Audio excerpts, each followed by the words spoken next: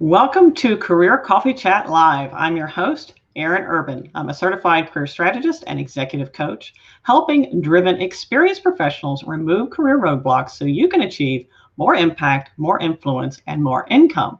I'm very excited today to come to you live to talk about how to combat overwhelm with neuroscience with my special guest, Sapna Aggarwal. So I'm glad to have her on the show to discuss how you can go from being maybe a little muddled, confused, and not sure what to think for 1 minute to the next to being more calm and centered and seeing more success in both your career and your life. Now, if you're just tuning in on the show, please do say hi, say your name, say where you're from. I'd love to welcome you to the show. And I'm so excited, particularly for this time of year. I don't know about you, but it's my favorite time of year. The holidays are wonderful. And for many people, maybe you're struggling with understanding what the holidays might look for you. We've been through Thanksgiving. That was a little different, eating turkey via Zoom with family and friends. But still, you know what? Human beings are amazing creatures, and we will overcome. So regardless of where you are in your career journey, I'd love to welcome you to the show. So please do say hi, say where you're from. And if you have any questions as we go through how to combat overwhelm with neuroscience, please do ask them. Sapna will be sharing with us today some amazing tips of exactly how to get through that sense of confusion and disillusion. Maybe we're not quite sure, again, what to think from 1 minute to the next. You have days, times you're up and some that you're down, and you're really not sure what to do next because of very confusing time and challenging time, as we like to term VUCA, volatile, uncertain, challenging, and ambiguous. And I'd like to talk to you a little bit more about Sapna. Sapna is an Austin-based ICF, that's International Coaches Federation professional, certified mindset NeuroCoach for women, and a master business coach. She's a self-leadership coach with additional training in TCM modality and neuroscience. She focuses on women's internal mental game to help create external results. So again, without further ado, it's great to see all of you tuning in this morning. Jennifer, good to see you. Kathleen, great to see you. Annie, wonderful. Linda, nice to see you as well. Without further ado, please give a warm welcome to Sapna. Sapna, great to see you. Thank you so much. Oh, I'm so excited. I'm a big nerd, as some of you might know, and I've studied neuroscience, from the little bit that I've done. It's fascinating how much impact our mental state has on our well-being, our health, our ability to form relationships, our success in our careers, everything. Don't you think? I mean, what I'd love to know, because we haven't talked about this yet. I'd love to know what incited you to study neuroscience and become a mindset coach to begin with. I'd love to know that story. Yeah. Well, thank you very much for having me, and thank you to your guests for having me here. The thing that led me here was first I thought, I was working with business development, and I'll just use my business development experience, and became a business coach and became certified in that. And what I ended up noticing over and over again, doesn't matter if I was working with a small business or an executive in a larger company, it didn't matter what organization, what field, we were still dealing with certain common patterns. And that just surprised me, because it didn't matter how many certifications this person had, or where they were in their life, we still had the self-sabotage formula, if you will. We still had this tool, this beautiful, beautiful tool, this brain. And I thought, I have got to study this, because everyone has one. We weren't given a manual. At least I wasn't given a manual. So I thought, I understand that it took a transformation of my brain from the past in order to get me here, because there's a lot of past that I left behind. And so if that was the case, then it didn't matter if I was working with a furniture designer, or I was working with a mom who had been home for 20 years and was now trying to sort of come back into the field, it was really about the mindset. So that's what dove me in. And it's just such a novelty. I have so much respect for our brains now. That's wonderful. Thank you for sharing that story. If I had to say one thing, I would have to say our brains and neuroscience is a universal identifier for all of us. It's that universal complex makeup that makes us who we are. And it honestly doesn't matter what personality you have, what communication style you have, what your work style is. The neuroscience is a fairly, I would have to say, robust tool that you can apply for everybody. And I'm excited today to learn from you how and what types of tools can we apply to get through these challenging times. And I'd love to also say hi to John, Alan, Cornetia, Barbara. Great to see all of you tuning in this morning. And as you have any questions as we move forward, anything you'd like to learn more about neuroscience, mindset, what have you, please feel free to ask them in the comments. And if you're watching later, we will also answered any comments or questions you have. Please pop them in the chat. So Sapna, where would you like to get started? I mean, if I don't know about you, but I did a little bit of an independent study. Where are people right now, right? You've heard a lot about, people are so depressed and upset. Yeah. And I almost feel like the majority response was, I don't really know what to think 1 minute to the next. Right. 1 minute up, 1 minute I'm down. I don't know. Yeah. There's understandably so, there is a paralysis, if you will, and the paralysis is showing up in perhaps it's unresolved patterns of thinking and feeling from the past. So there's unresolved trauma that's showing up. There's this stall I have seen with people that aren't necessarily my clients, because that's why they've kind of come in. That's what sort of inspired them to get some help, if you will. There is this possible feeling of just complete overwhelm, which really, I think it's just this blanket. It's so heavy. And so what it's doing is the confusion, the overwhelm, the fear, which is really the instigator of all of this as well. All of these very heavy emotions, if you can imagine, it's like, if you saw life as like this just beautiful garden hose, it's just running, everything is going, and all of a sudden somebody presses on it, it just slows the flow down. So, and it's happened and not everybody understands it. And yet I think where people who are maybe in the personal development field is like, yeah, it's very obvious. It's an energetic global shift as well. Right. Yeah. I think one of the reasons, and for those of you tuning in, you never really looked into neuroscience, is very fascinating. A lot of the people out there who are neuroscientists who do this full time, and they have fancy initials after their name, they will say to you, okay, look, be kind to yourself. Yeah.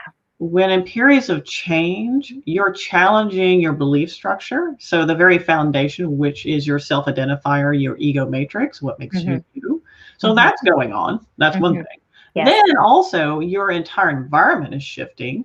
So your relationship to how you interact with what's around you is different. And with any and all of these changes, it demands you to have a high degree of neuroplasticity. Well, what's neuroplasticity? Well, it's the ability to fire and wire new neurons, which is great and is actually help for mankind, to be honest with you. And it takes energy. So have you seen a lot of people, how are they responding? And that's a feeling, that heavy blanket you described? Yeah. I mean, and neuroplasticity is something that was sort of the keystone, learning experience. As soon as I thought, our brains actually are malleable. Why didn't anybody tell me this, right? But then you sort of reverse engineer. When you think about how many things people have overcome, there has to be neuroplasticity for that to happen. There was a past that was so traumatic, and then the various experiences they were able to, change and edit and understand.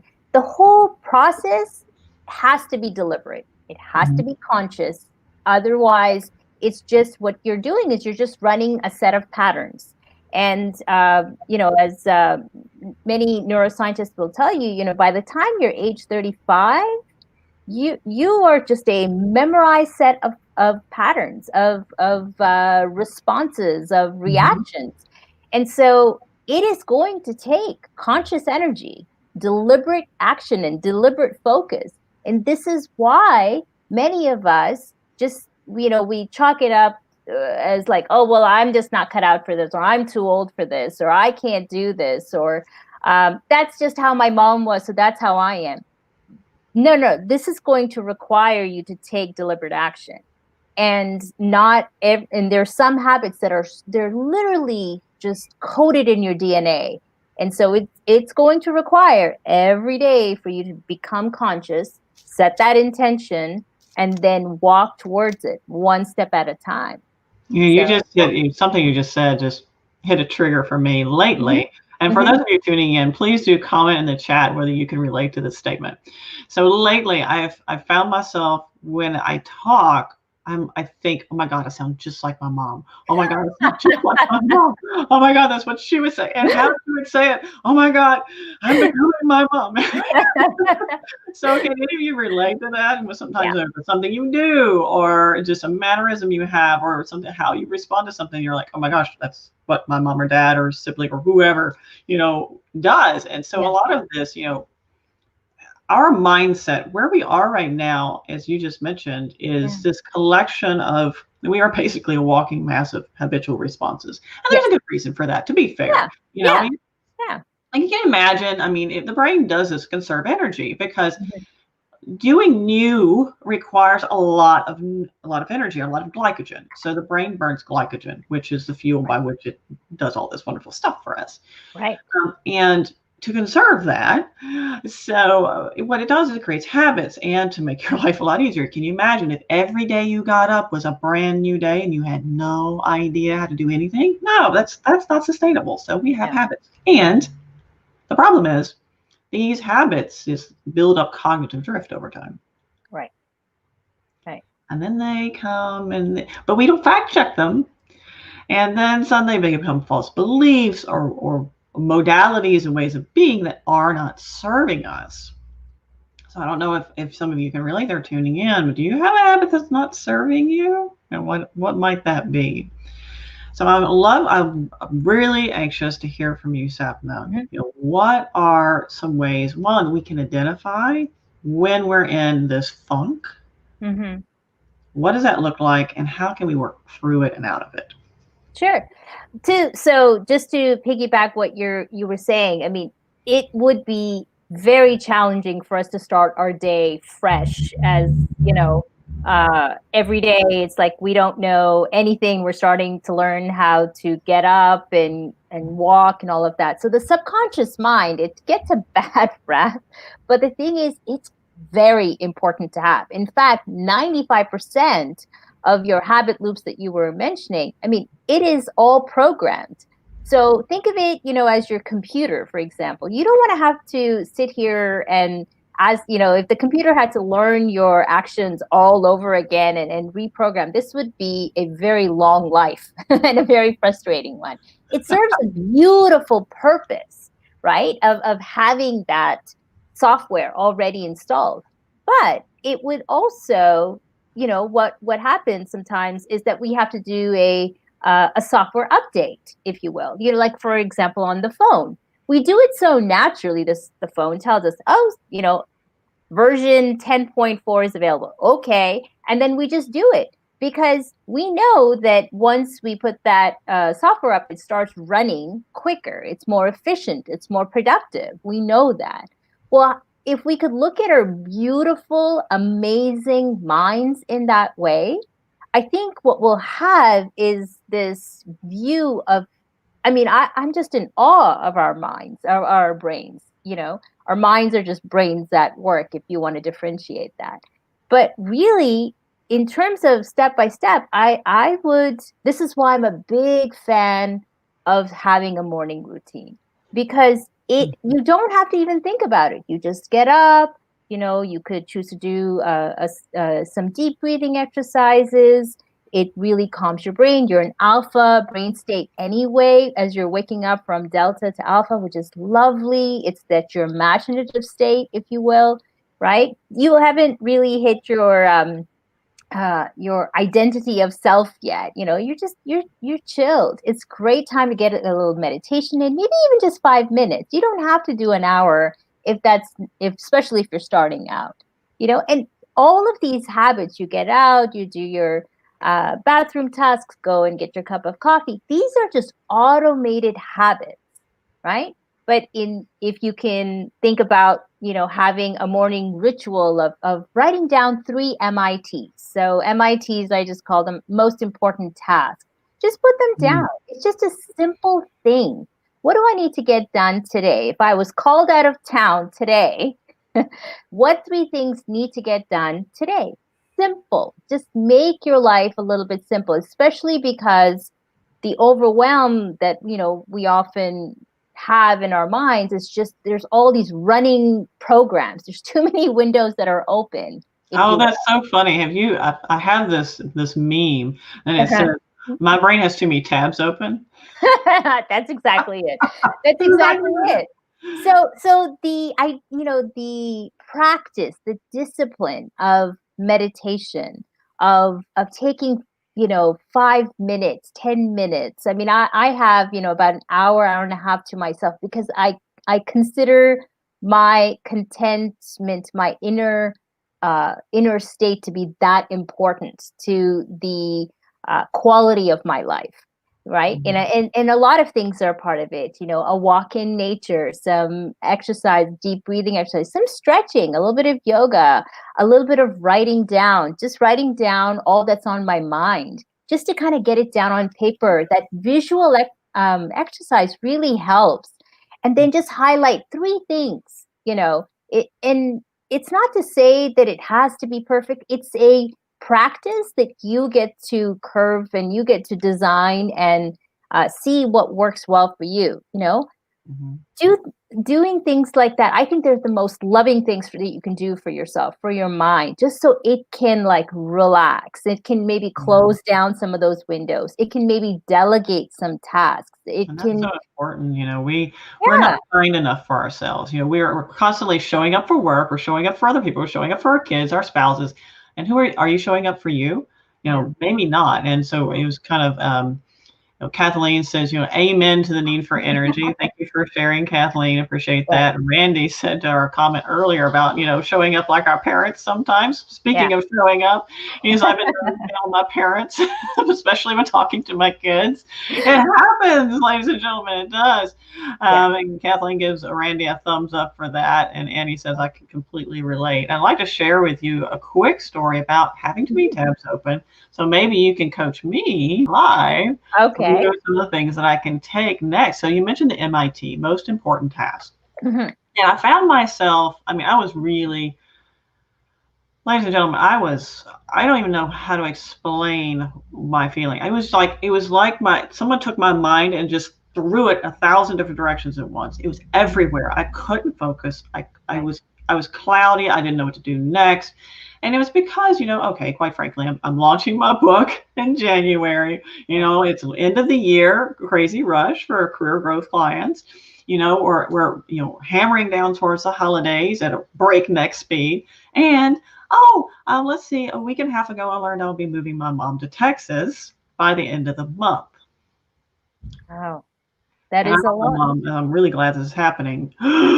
But can we say overwhelm? I was just like, that paralysis you mentioned. So I said, okay, I got out of bed and and immediately hit me, just like, coming to that consciousness state, and all this stuff just hammers at you, like all these things. I couldn't focus. I couldn't concentrate. I was like, all right. So I went through my routine, and over breakfast, I sat down. I had, no joke, I had literally, and I have here, right, some of them, I had like 14 of these around the house, just different lists, 14 different lists. Right. Why do you need 14 different lists? It's just, that's just let me do this. Let me get this out from my brain. Let's condense the list. There's so much redundancy, and condense the list, and then get this out on paper. Okay. So you need to move your mom. What needs to happen? Well, I need to do this. I need to do that. For your work, okay, different list. Mm-hmm. That way you can compartmentalize. And Sapna, what do you think about that? Compartmentalizing. You have your work thing, and that's important. Mm-hmm. But then being able to allow your brain to switch to a different task. I'm a huge fan of writing down in categories, because it will help you also manage your time and manage your focus. Mm-hmm. If you have, for example, financial deadlines for work or for home taxes, I mean, that's going to then self-identify as a high priority. So sometimes you don't even have to do it. Your tasks will self-identify. Go, me, $14,000 if you don't pay me on time. Things like that. So you'll find that you'll work better in a deep focus manner if you categorize it. That to me is simplifying. Mm-hmm. I'm not a big fan of multitasking. I'm really not, because I think that then again we've got windows open. And we can't give 100% to that task. So could you do, I love Kathleen's comment. Thank you. It's kind of like if you were cleaning your house, could you do one room at a time? Because if not, then you have piles of lots of stuff, but then you don't get to celebrate something. And really our mind wants to celebrate as well. It's looking for that. Check. That scratch off. Okay, so you mentioned 3 MITs, so 3 most important tasks. Right. And the reason we have 3 is, so I'll share with you the study I did years ago. At least I say I'm a black belt, and of course I had to do a study. That's what I do. So I did a study on how many significant tasks you can actually complete in a day. Mm-hmm. So guess how many it was? 3. 3. Yeah. 3. Yeah. That's it. Mm-hmm. Sometimes it was only 2, but for the most part, 3 was as much as you can expect yourself for significant tasks. And sometimes, ladies and gentlemen, those significant tasks, don't laugh, are call somebody. Mm-hmm. It's just something that's significant that you need to get done. It's still a significant task. Yeah. So I will share with you that Monday, after I cleared my brain, I removed 14 different lists. Who needs that? Mm-hmm. I got condensed down to 2 lists. Nice. And identified, all right, I don't need to hold on to these things. That's another thing. Allowing my brain to let go of some of the things I was holding on to that was circling my head like a bunch of vultures. Mm-hmm. Letting go of that, saying, okay, well, that's on a piece of paper now. You can let go, brain. Mm-hmm. My brain's like, oh, thank you. Yeah. Well, I'm not trying to keep all that in immediate short-term memory, which is very useful. And then things start falling off the plate. Now, and then allowing myself to focus on 3 things. I wrote down my 3 MITs. Mm-hmm. Guess how much I got done that day? How much? 7. So you went past that? I did, because I was able to declutter. Yes. Remove the paralysis, give myself a focus, understand, okay, based on my goals, right, what serves me, what doesn't serve me, what can I let go of? Right. Absolutely. Linda's sharing, I'm in paralysis, she says, I'm caregiving my mom. Amen, Linda. I hear you. I'm about to be doing that as well. Mm-hmm. So this is a full-time job. It is. Absolutely. Job search, training, and a new skill. Oh my gosh, look at her list. Mm-hmm. Yeah. So if she didn't do her MIT, she'd lose her mind. You're absolutely right. Absolutely, Linda. And I work with women. So I understand that for those women that have children or that have caregiving, they have an older parent, there is so much pulling at them. And not to mention all the other information on the external that we take in, right? So if you can imagine, the brain was not having to do all of this, but we are making certain choices, and we can make different choices. For example, not picking up the phone and going on to news as soon as you get up in the morning, or your social networks. They are not that important. That is everyone else. What is going on internally? Do your check-in. Because what can happen is that it can really derail your progress right from the beginning. You could be taking on other people's agendas, energy, Amen. statements, and you have enough on your plate. So making yourself a priority, getting those getting taking really good care of yourself. Please don't be checking emails if at all possible. Please remember, those are other people's agendas. They are other people's things that they need for you. What do you have for you? So what is usually happens and I'll speak of motherhood specifically, we tend to abandon ourselves and we take on other people's priorities. I understand when it comes to a little child. I have one that is now older. And so, but I do remember the priority task. But even if I took 10 minutes out, just 5 minutes, 10 minutes, it did wonders in how I sort of took myself out into the world. So it's so important for us to connect within, because otherwise we're literally reacting. We are not choosing our response. So you could be doing, 6, 7 things at a time, and in comes your child and they're like, Mom, I need this signed before I go. I'm going to be late, and then you will react because you've got this going, like, say Linda's got, career, thing going, and she's looking up and she's got classes, and then all of a sudden it's overwhelmed. Like the brain, your executive part of your brain just cannot do this any longer. So and what will happen is you'll go right to your subconscious brain. Your limbic part of your brain will just snap, right? And then what do? We tell ourselves, very unloving messages. I can't believe you did this, and then we have guilt around it, and then there goes that vicious cycle down. So Vicious cycle. That's not going to help.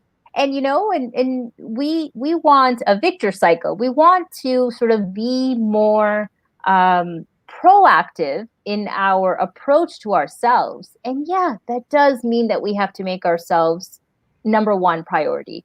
If I cannot fill up that glass, if whatever is running over, what runneth over is for you. That is kind of the philosophy especially for my moms and dads out there. Please take really good care of yourself, your mental health, your physical health, your emotional health. You will enjoy life more, even with all the tasks. The 7 tasks will get done because you're starting with recharged battery. Otherwise, you can't expect, like our phones, if we don't plug them in, if we don't recharge them, they're not going to last very long. But we ask of our brains that all the time. And we'll rely on caffeine, we'll sleep less, and we will continue to engage in behavior just to accommodate those to-do lists. And usually, when I sit down with a client, I'll be like, is that even necessary? Have you really updated your preference on your to-do list? Is that even important? Is that something you can delegate, or is that something you can completely take off? Right. So that permission to really put yourself in the priority in that seat. And in fact, one of the most loving things you can do for your children is teach them how to make themselves a priority. Absolutely. So for those of you tuning in, share with me really quick in the chat, if you don't mind, what are you putting in front of yourself? Because we do all the time. What are you putting in front of your own needs? And do you feel like you can take just 5 minutes? And here's the deal. If we don't, you will burn out. Yeah. And when it comes to burnout, it's a very serious thing. When Sapna referred to the conscious mind and reverting and relying on the limbic brain, that's not something you want to play with, because let's just, for instance, say that you are in a place of overwhelm and you feel helpless. You can create low-level trauma or PTSD in that scenario if it continues. Okay, so we don't want to be there. We don't want to be there. So it's very important that we embrace the tools at our disposal so we can help our brains deal and help ourselves deal. And I'm willing to bet that any of you have been under extreme stress at any point in your life have had some physical response to that. For me, I break out in hives. I know Right. I'm stressed out because I break out in hives everywhere. It's bad. Right. So for those of you tuning in, share with me in the chat if you feel comfortable. What physical response do you have to stress? Is it a headache? Some people get migraines. Is it some people need to eat their way through stress because that's something's been programmed in at a young age. Some people starve themselves way through stress. Some people, there's different things. There's different ways it happen to. So please do embrace your need to show up for yourself and be your own best friend, even if it's only 5 to 10 minutes a day. It's not that much time. You can do it. So just be a few moments to breathe and let your brain calm. So we mentioned, just taking a few minutes. We mentioned the MITs. What else, Sapna? What are some other tactical steps people can take away? Well, to continue what you were just saying, meditation is absolutely one of, if you think about something life changing in my life that I can attribute my inner state calm is meditation. It Mm-hmm. has, and it does not have to be my habit now is more towards the 30 to 45 minutes. Sometimes on the weekends I can take an hour. Uh, but I have to say, just that act of self-love, I really consider that to be supreme for the whole body. Mm-hmm. And we haven't gotten into it, but you were just alluding to this whole idea of that dis-ease in your body is what creates the disease if you look at the word. So I am really from a proactive state, I am creating ease in my body. So, Mm-hmm. I would love for your listeners and to really think about it. What is one thing that creates ease in my body? Is it going out for a walk in beautiful nature? It's just for 10 minutes, walking your dog, just put your phone down, take your dog, and just go for a lovely walk. Put the phone down, Oh, Sapna. I know. We're gonna Well, walk take with the our phone if you phone. really want. But it would be advisable to disconnect from your digital devices, maybe an hour before, especially an hour before your sleep, before you're about to go to sleep, because it does affect your mind. Be very aware of what you are watching and what you're consuming, because that's your mental diet that literally is going in, and especially before sleeping, that is now that is information you will be processing while you're sleeping. So if you're watching something, that might be one of your favorite TV shows or what have you, but there's uh, a lot of violence, or there's a lot of imagery that isn't really what you want to experience, please be mindful of that, because you are experiencing it in your brain. Exactly. And Carry that over into your sleep cycle. In fact, I yeah. can't. My husband hates it. He's Mhm. like, I can't watch my show. It's like, it's too late. I don't have time to wind down and calm my brain down because I will not sleep well. I'll have tenseness and soreness in my neck. Or if you ever had a crick in your neck and did you watch something, kind of tense the night before? And in Yeah. fact, even a friend of mine shared that she was watching something with her husband and she was like, I had to hide behind the chair. Because it truly ignited that. Yeah, so that's your limbic brain trying to tell you something, right?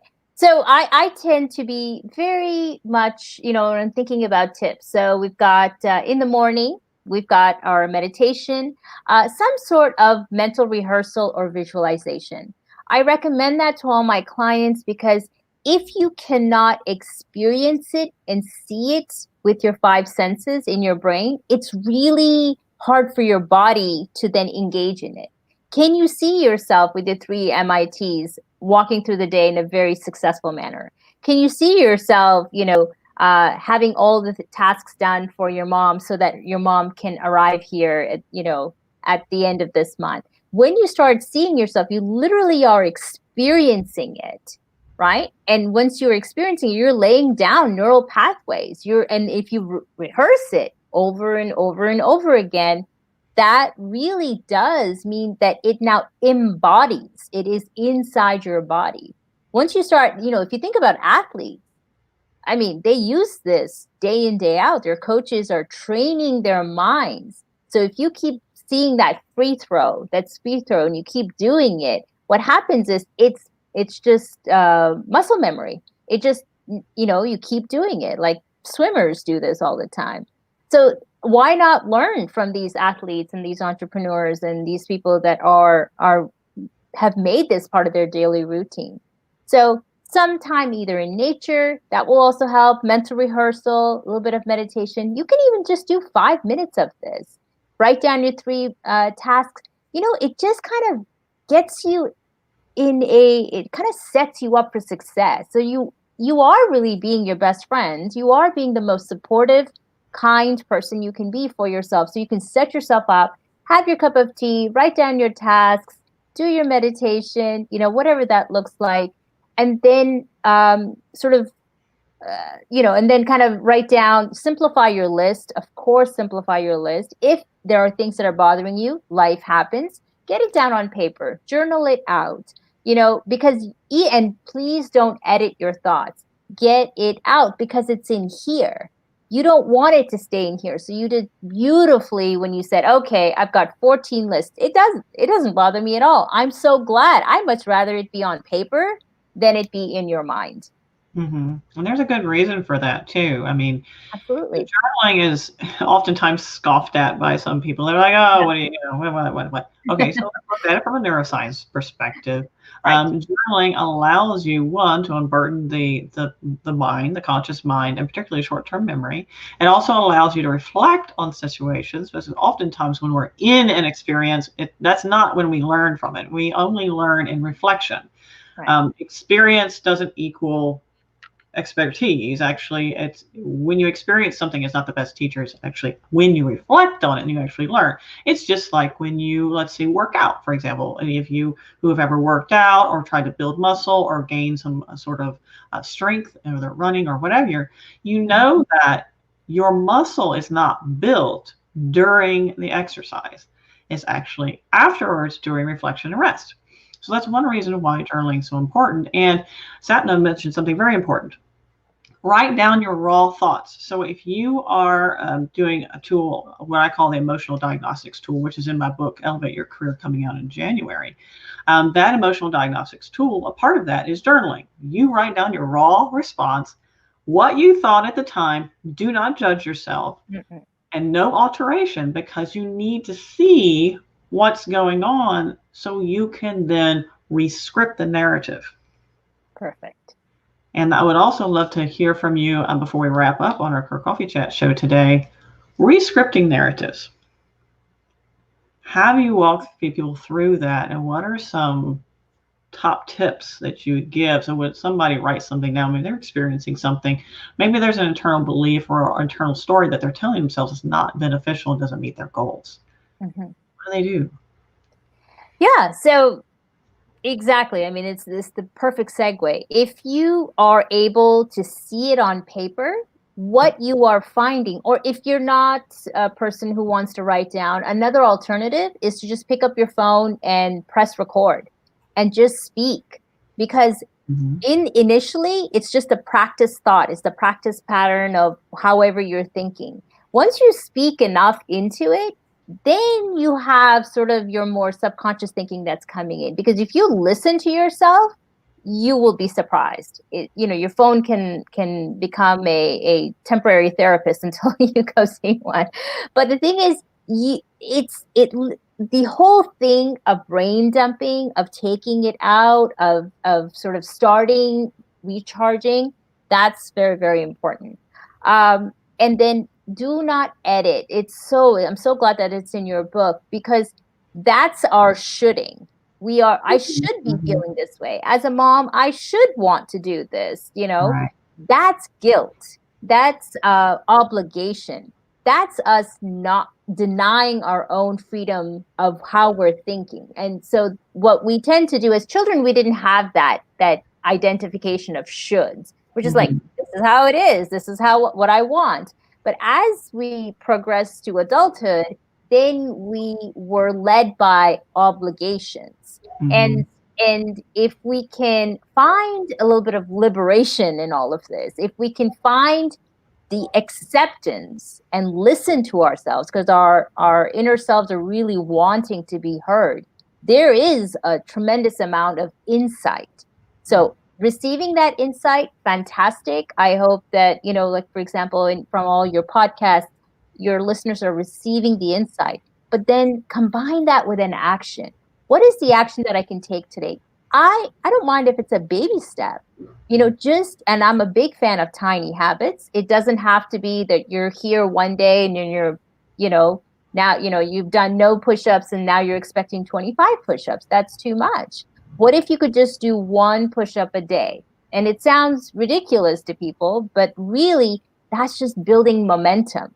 That's saying, yep, one push-up a day I can do. And if you do 3 MITs and you get 7 done, you would feel really great if those 3 MITs were done. That's it.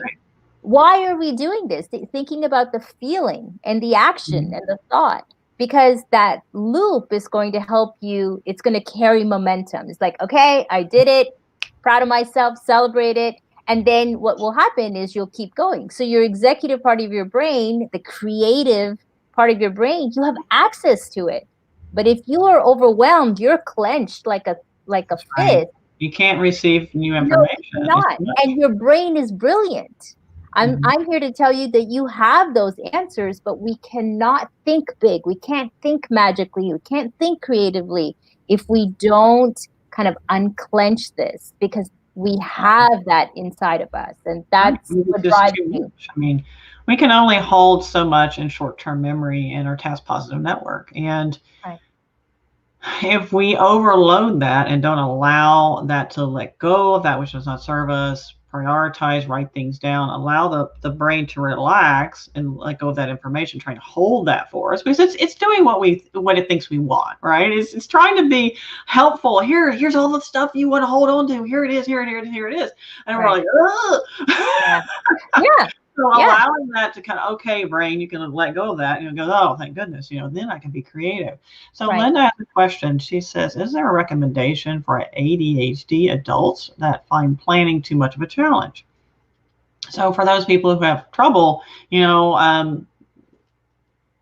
focusing on, one thing or whatever that sounds like, do you have a recommendation for someone who does have ADHD when it comes to, prioritizing and achieving their goals, that sort of thing? Okay. So I would want to, sit down with the individual to, first of all, find out what is sort of the obstacle, if you will. So, I mean, I would want to do sort of more of a one-on-one and find out, because sometimes it's language. Sometimes it's a habit, even if it's not an official diagnosis, that has kind of brought them into the overwhelm. But if for example, to answer that question specifically, if planning is a cumbersome, pick 3 things. Just starting the momentum of 3 things that we can, or even just one item. And if for example, did she mean like in terms of planning ahead and having a lot of goals is too much? Right. So you need to have a goal. You need to achieve that goal. And when you have ADHD, you'll start off with one thing and then you'll get distracted and then there's something else and something else. And before you know it, the end of the day has come and you've got nothing accomplished because you've just been all over the place. So I would recommend, this is the proactive in you. So you would say, okay, I know what are really beautiful situation. What's the environment that I can create for myself that keeps me focused? So does that mean putting my phone away in the kitchen while I'm in the office for the hour? Does that mean making sure that it's a clean environment and my tasks of the day are in front of me and my notifications are off? You know yourself best. I know for me, I've got to have that phone put away when I'm doing something important for that's going to require 100% attention. And it doesn't have to be a long, drawn out plan. It just could be, these are the 3 tasks I pick for today, because I'm an adult and I get to choose those tasks, and that's what I'm choosing to do. That action is going to, sort of propel you forward. I feel like we don't recognize the idea of momentum. The momentum is fantastic. If it's just if you're just, all you have to do is put on your shoes and go for a walk, and you're only going to do a 2-minute walk, you'll find you'll end up doing a longer thing, because now your body is in it. The whole idea of just procrastinating is just because the mental image that you have of that task. The other thing I would want you to do is be very conscious of the language that surrounds the task. How are you selling it to your brain, if you will? The story, right? What are you saying to yourself that actually makes that task much less wanted? It's much less desirable. How could I speak to my brain in a way that, and reframe it? So I know I know it would be easier to watch cat videos on YouTube. Here's the thing, this is the task I'm going to do, and then I'm going to get a reward, and so set yourself up for that. Once I get, I don't have to write the whole book today. All I have to do is write, I'm going to spend 20 minutes writing every day. And that one tiny step, and simplifying that.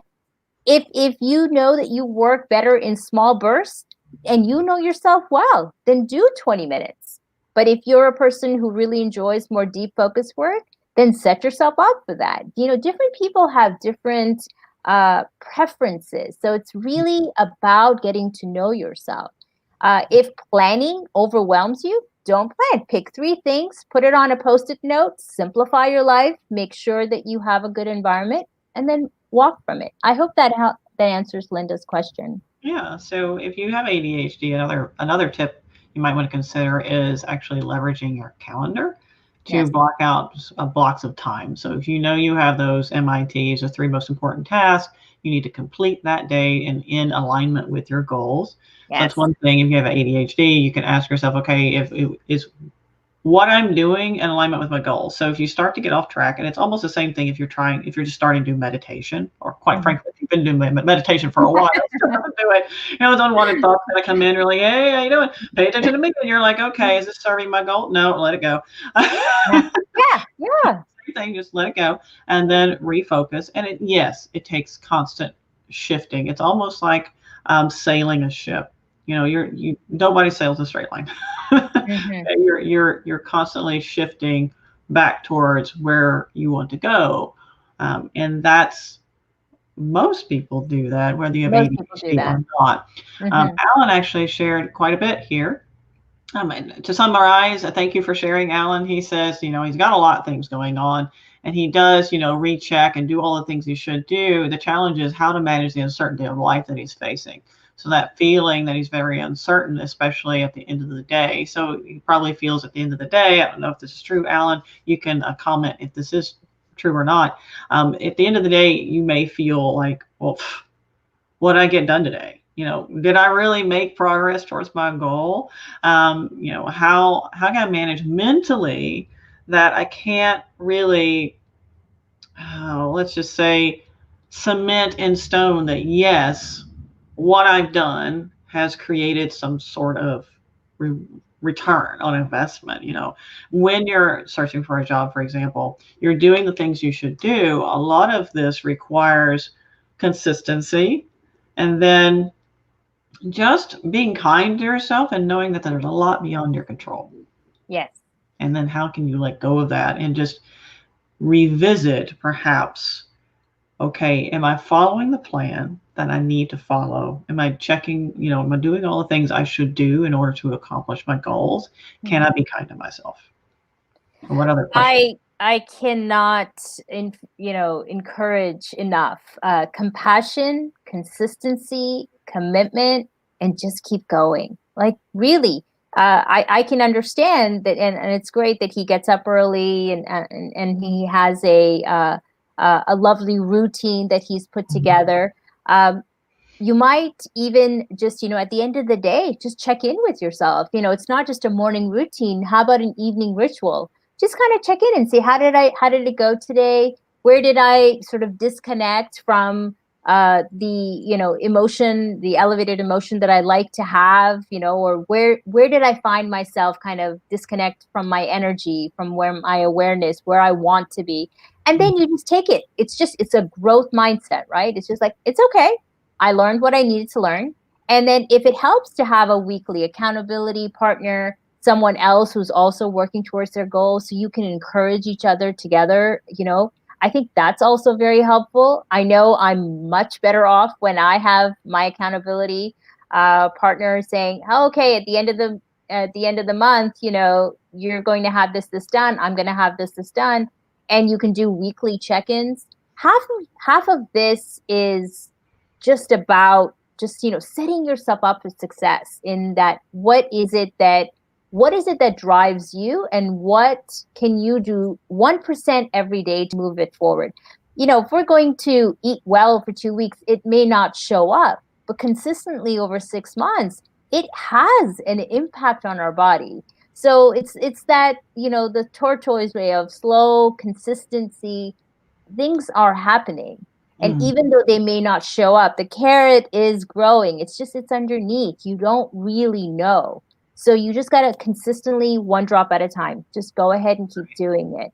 And, as far as the unknown, Alan, I mean, I have to say, we've always lived in the unknown. We had this illusion that sometimes, if I may say, that we were in control of the situation.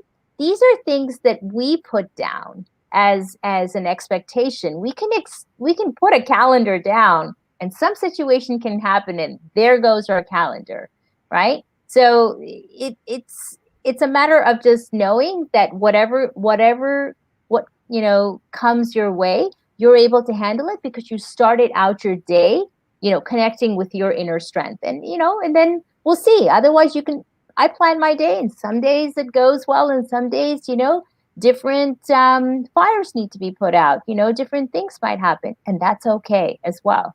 That's just part of life, so having a sense of humor after also helps a little bit. Yeah, and letting go attachment perhaps to this I will be happy if, yes, putting parameters on our sense of well-being, yes, putting limitations on our sense of well-being. Well, I'll only feel good if something, whatever happens, or right. I'll feel better, or I can be happy when I get a job. Okay, well, how about allowing yourself to be happy before then, because yeah, it's not serving you. And I think if there's one thing to take out of this pandemic that's been very clear to me, me, the control freak right here, the is that I have to be more present. And I have to let go of needing to control, because quite frankly, as you mentioned, control is just an illusion. The only thing we can control is ourselves and our response. Right. That's not it. Right. The situation outside of us, we really can't. And we don't know. We don't know what 2021 brings. We don't know, what job search will bring. But we can just continue to do that. One thing I would recommend is really paying attention to, in your mental rehearsal, for example, how is it that I want to feel, even if I'm not feeling that now? What is that person that is, maybe 6 months ahead, or a year ahead, or if it's a large dream, maybe 5 years ahead? How does that person act and think and feel? And then how can I bring that now? How does that executive 5 years ahead is thinking? And so if we stay connected to the emotion, because really we're just doing it for the emotion. We may think it's financial, we may think it's money, we may think, but really it's about the emotion. And if we can start little by little bringing that close to us and staying connected to it, then what that does is also gives us this natural drive, this passion. It's like, what is it that I'm doing? Why am I doing it? Right? So, and as Simon Sinek and many other speakers have come after and before have said, you have to know the reason why. That will propel you. That will give you ambition. That'll give you drive. And it'll give you a sense, even in the tough days, it'll give you the reason to just kind of, okay, shake it off. It's all right, because I'm in it for the long game. And Right. I'm going to have, I'm going to meet challenges, but I'm going to still have that joy inside of me. I'm going to remember why I'm doing this. Mm-hmm. Yeah. Annie has a question here, and then we'll wrap up the show. Thank you for sharing, Okay. Annie. She says, I find myself switching between extremities, Mm-hmm. either overworking or completely giving up, saying, heck with it. I know that. But the mind never was shutting down at any point in the day. So she definitely finds the MITs helpful. So thank you for that. The more elaborate the plan, she says, the more gap between expectations and reality. And I think you're right, Annie. That kind of reflects on what I just said. These elaborate plans are good. And it's important to have a plan, because otherwise we don't know what steps to take or how to let go, what to let go of and what to focus on. And it's also a great idea not to get too attached to it, to be more agile in the moment, being more present and understanding and seeing opportunities when they arise, because the more present you are, the more mentally agile you can be, and you can make determinations. Okay, this happened. It's a potential opportunity for me. Yes, it changes my long-term plans. Now, can I understand? Is this good? Is this something I want to focus on? Is this, so you can adjust in the path of life, because it's not just a straight line. We didn't go to college, get a degree, and go into a career, and then boom, boom, boom, boom, boom, boom, boom. It doesn't work like that. Right. And for some may not want it to work like that either. It sounds kind of boring. So what can we do to be agile in a moment? And for Annie, she finds herself, like a lot of people, like on the seesaw. We're on the emotional seesaw right now. Yeah. So before we wrap up the show, Sapna, just kind of revisiting, almost going back to the beginning, for that emotional seesaw. Yeah. What's your recommendation to kind of even that out a little bit? So, and that makes a lot of sense. And I've seen that happen quite a lot, that sort of that polarizing of, okay, go, go, go, and then brake. So it's like the accelerator and the brake. And then sometimes we're doing it together, and that's perfect recipe for burnout, as you were mentioning. I would want to find out, what is the gift of the overwhelm here? Why is it here? It's here for me to simplify my life. What is the gift of this adversity that is here? Because if overwhelm wouldn't come in if I had too many things that are necessarily not supposed to be on my plate here. So can I simplify my life? And in the long run, will this really be beneficial, not only to my mental health, but my emotional and physical health? Right. So it forces you to simplify. And I think if anything, 2020 has really helped me reevaluate. And so if I reevaluate, if I really think about some of these preferences, not all of them were mine. Some of them belonged to my parents.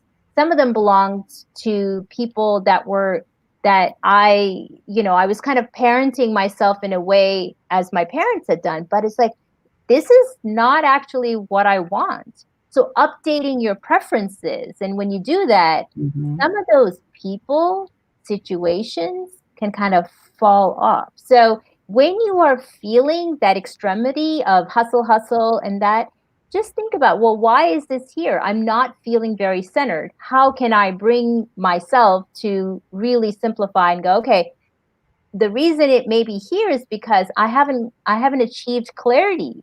So why don't I sit with myself and see what I can do from, so I can, if I get clear on what is it that I want, that are really things that are important to me, then I can proceed from that manner. So again, that overwhelm, I mean, there's a number of things why, but please do yourself a favor and, reduce the external media, if you will. If you find yourself watching news and that makes you stressful, don't do it. Like, make a choice to not do this. So you have the power of choice.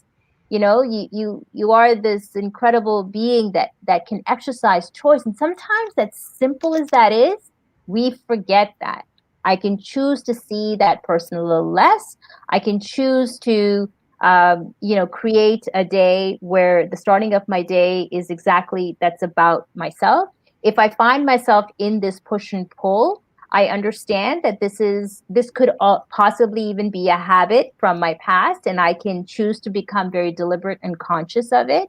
But always choose to be kind and compassionate. There is a lot that is going on that we haven't necessarily experienced, or we've put away, we've ignored, and now it's come back. Mm-hmm. So productivity is great, but at the same time, your quality of life, your quality, your joy, especially at this time of the year, there's use this time, if at all possible, to reevaluate.